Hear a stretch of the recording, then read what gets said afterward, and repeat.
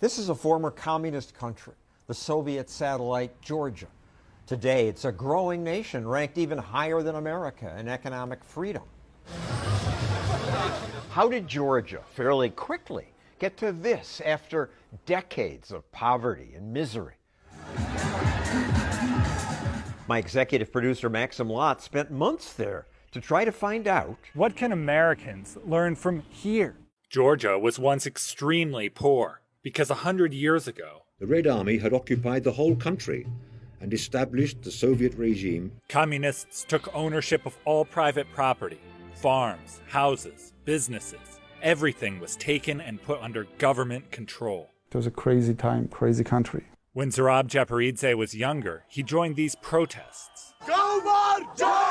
These, combined with protests all over the Soviet Union, eventually took down the communist regime. But with no recent history of democracy, Georgia quickly devolved into rivals fighting for control. The fighting happened right in the middle of city streets. That left the country even poorer, and it was already poor from communism. Soviet leaders had thought they were smart enough to run the entire economy. They'd ordered Georgians to do things like produce tea. 95% of tea was to Soviet Union was provided from Georgia. But Georgia was not a great place to grow tea. But after the collapse, people started to taste the Indian tea, and they realized that that tea is actually better. So nobody wanted Georgian tea. That industry and many others collapsed when Soviet support ended. 3/4 of Georgian economy just disappeared right away. Central planners are never smart enough to run something as complex as an economy. Thank you. Fortunately,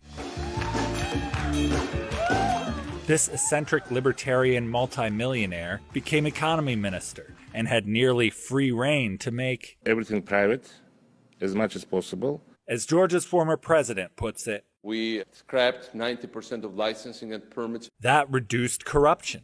Every license means interaction with the officials. And every interaction with the official can be an open door for a corrupt request. Fadi Asli ran a food import business. Corruption was so rampant. A high-ranking official came to me one day and he told me, I have a friend of mine who's very honest and very competent, and we would like him to be the chair of this anti-corruption commission.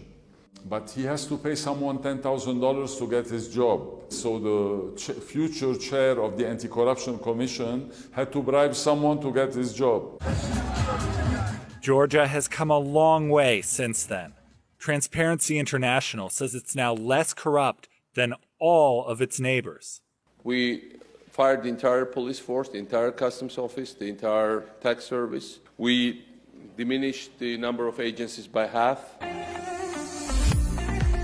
There was a huge boom, Georgia, that turned from a failed state to a very successful state. Even some Americans noticed. Obviously, Georgia's made strides. Georgia's economy started growing 10% a year. Huge economic growth. Ivan Nachkebia saw the changes growing up. You kind of notice when people are getting rich, right? You just notice it on their clothes, on the way they look, on their cars, the streets and stuff. Buildings that had once been burned were restored. Some prosperity finally came to Georgia. You'll be shocked by the difference. And now you can see McDonald's, KFC's, the stuff which was unimaginable and we could only have seen in the movies at the time. This was this kind of like, let's say, libertarian utopia for 4 years. And then the government said, okay, we are very well organized, we are already a success story, we're going to take the economy in our own hands. Politicians reverted to big government ways. They decided, we're going to get into business ourselves. And they chose 10, 15, 20 businessmen who were close to the government, and they started protecting them at the expense of their competitors. Competitors like his company. Government protected his rivals by making them tax exempt. So after losing like a couple of $1 million, then I decided to stop the business. Economic growth slowed. Georgia is still very poor. Why did Georgia turn back towards big government? Because people did not actually understand why all this happened. Years of Soviet propaganda kept people from learning about free markets.